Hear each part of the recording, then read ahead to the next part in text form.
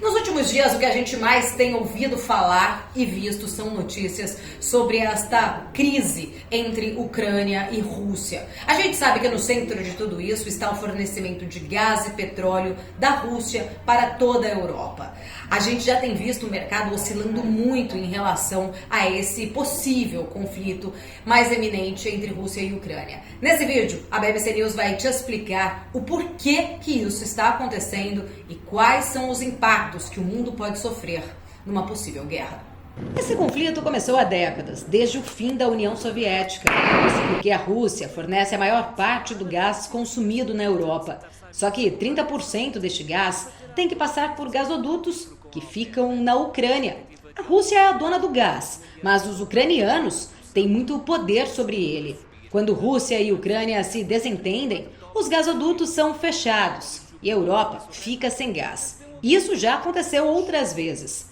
Do outro lado estão os Estados Unidos, que desde 2008 descobriram em seu território enormes reservas de gás de xisto. Os americanos passaram a ter a maior reserva mundial de gás, colocando a Rússia em segundo lugar e despertando um grande interesse comercial pela Europa.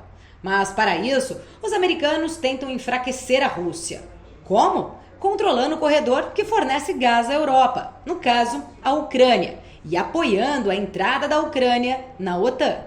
Bom, para a gente entender exatamente o que está por trás desse conflito todo, eu convidei o economista aqui da BBC News, Alan Gani, para explicar um pouco mais para a gente sobre isso. Gani, eu queria entender exatamente, a gente tem visto sempre, em todos os jornais, notícias sobre esse conflito, sobre essa disputa territorial, Ucrânia e Rússia. A gente sabe que isso não começou de agora, é um problema antigo, mas eu queria entender exatamente o que, além do petróleo e do gás, tem mais alguma outra coisa que está por trás de toda essa disputa?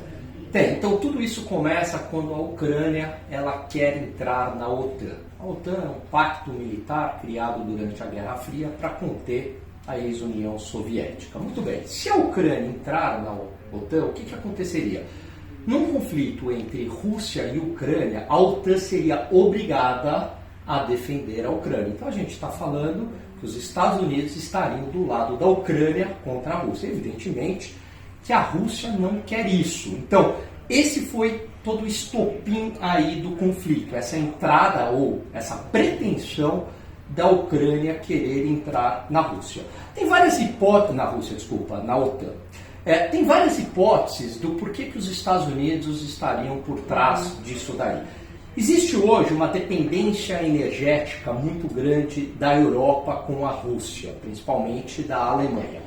Os Estados Unidos se incomodam com essa dependência energética. Então, isso seria uma das hipóteses. Uma outra hipótese... Eles se incomodam por uma questão comercial? Por uma questão comercial. Eles queriam ter esse poder? Queriam ter esse poder. De fornecer. Seria petróleo ou alguma outra, gás liquefeito via navio, enfim. Mas hoje há uma aproximação muito grande entre França, a Alemanha, principalmente a Alemanha, com a Rússia na questão energética. Você tem uma outra hipótese, que a popularidade do Biden está muito baixa. Então, uma guerra despertaria aquele sentimento patriótico no país, o que ajudaria a elevar a popularidade dele. Vamos lembrar que tem as midterms aí, então isso teria aí uma consequência política para ele.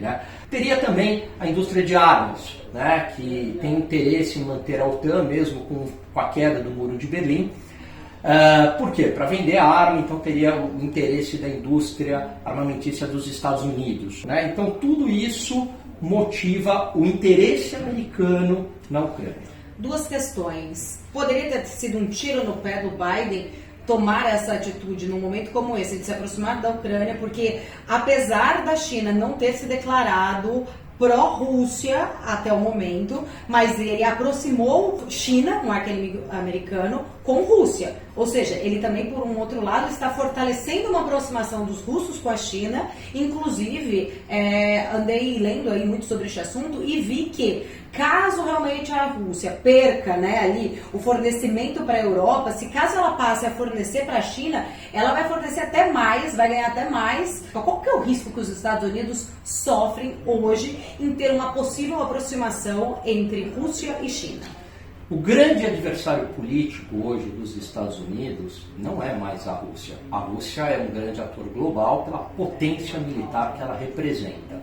Mas hoje o grande adversário que disputa hegemonia com os Estados Unidos é a China. A China é uma potência militar e a China é uma potência econômica. Eu acredito que o Biden comete um erro estratégico, porque ao invés de ele buscar uma aproximação com o Putin, ele rivaliza com o Putin e une a Rússia com a China contra os Estados Unidos.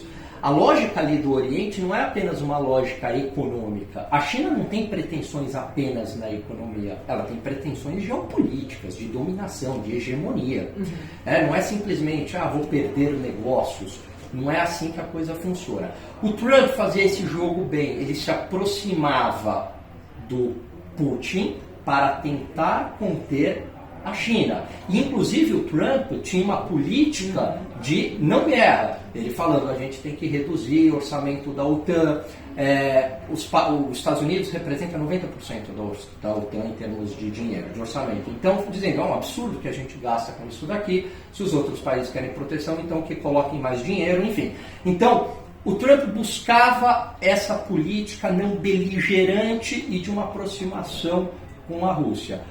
O Biden retoma ali o que era a política de George Bush, o que era a política de Obama, que era a política do Clinton. O que eu avalio, Paulo? O mundo mudou. Os Estados Unidos não é mais aquela polícia do mundo, aquele poder unilateral que ele tinha na década de 90. Hoje a China ascendeu como uma grande potência e ao lado da Rússia, que não é uma potência econômica, mas é uma potência militar e também do ponto de vista energético, e não só de energia, mas de commodities, porque a gente está falando também de petróleo, minerais metálicos, traria um grande problema no mundo numa crise para uma crise na Rússia, né?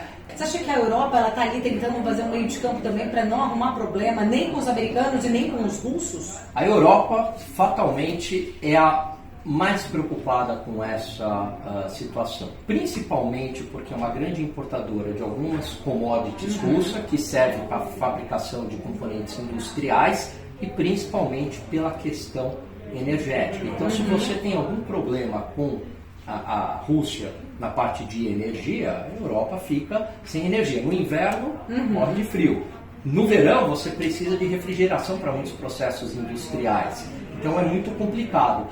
E aí muita gente fala, mas a Europa pode buscar outros fornecedores. Não tem. Se você, hoje, a oferta dos outros fornecedores mundiais não supriria a demanda da Europa. Então você precisa dessa oferta de energia da Rússia, dessa produção. Não tem por conta da oferta, porque o interesse dos Estados Unidos é fornecer. Mas para mudar toda essa matriz energética é muito complicado, você não muda isso da noite para o dia. E tem toda uma questão logística, então os portos na Europa não estão preparados. Imagina você, containers de gás liquefeito, nem sei se isso seria possível, quantos navios seriam necessários, construir quantos navios, não sei se tem navio suficiente no mundo para atender a essa demanda, da onde que viria essa energia, porque foi toda construída por gasodutos ali passando por debaixo da terra, chegando na Europa. Então seria muito complicado fazer essa transição a curto prazo. Não é da noite para o dia. Não é da noite para o dia, você tem uma questão logística muito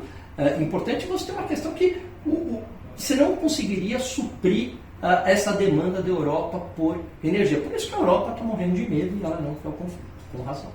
Só para a gente encerrar aqui, você acredita que isso, eu sei que é uma pergunta de bola de cristal, vai de fato, chegar em alguma coisa, em algum acordo? Há possibilidade de a gente ter um acordo mais diplomático, ou você acha que a gente ainda pode esperar muitos capítulos aí pela frente? Eu acredito que não haverá um conflito, acredito. Posso estar redondamente errado aqui, um conflito direto, então, entre Rússia e o exército americano do lado da Ucrânia. Uma guerra, não. Acho que isso não seria possível. Seria catastrófico para o mundo. A gente pode, se entrar em conflito os dois exércitos, a gente pode estar falando de um risco iminente do fim da humanidade. Agora, pode ter ali alguma tensão entre Rússia e Ucrânia, mas eu acho que numa escalada entrar numa guerra, eu acho que isso é complicado. Acho que vão ceder ali cada um de um lado, vão acabar cedendo, até porque a pressão internacional para que não ocorra esta guerra é bastante forte, Paula. Trazendo para o investidor, principalmente o investidor brasileiro, qual que é a leitura? O que ele pode fazer em relação a toda essa tensão, se ele está posicionado em empresas de petróleo ou não, em questão do risco do portfólio dele, se está todo aqui no Brasil? Existe algum risco em relação a algum tipo de estratégia? Como que ele pode, na verdade, lidar com essa situação?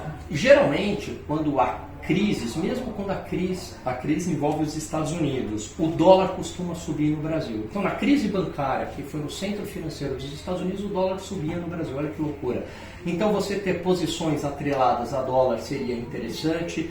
Não ter ativos de muito longo prazo, que acabam sofrendo mais. Então, títulos de renda fixa longo seria bastante problemático, né? Porque a oscilação de preços seria muito grande. Então, ter mais posições defensivas, posições curtas, títulos com vencimentos curtos, empresas mais sólidas, empresas que, mesmo numa situação de guerra, vamos pensar aqui no risco maior, são empresas que acabam sendo beneficiadas ou não tão prejudicadas. Por exemplo, indústria farmacêutica, todo mundo precisa de remédio, indústria de alimentos, todo mundo precisa comer, e também as próprias commodities que acabam sendo muito utilizadas nessa situação. Então, eu ficaria posicionado dessa maneira e pensando muito em proteção inflacionária, porque a inflação está aí e pode ter uma escalada ainda maior. Tá certo, Gani. Obrigada pelas informações. Só uma coisa que eu não falei, que também é muito importante para o Brasil nessa questão russa. Os fertilizantes. Então, boa parte do nosso agronegócio depende dos fertilizantes da Rússia. Então, uma escalada geopolítica seria muito complicado para a gente, porque isso prejudicaria o agronegócio brasileiro, que só representa 30% do nosso PIB e toda a cadeia. Maravilha, muito bem colocado. Obrigada mais uma vez. Quer continuar ficando bem informado? Acompanhe sempre a BMC News. Até o próximo vídeo. Tchau, tchau.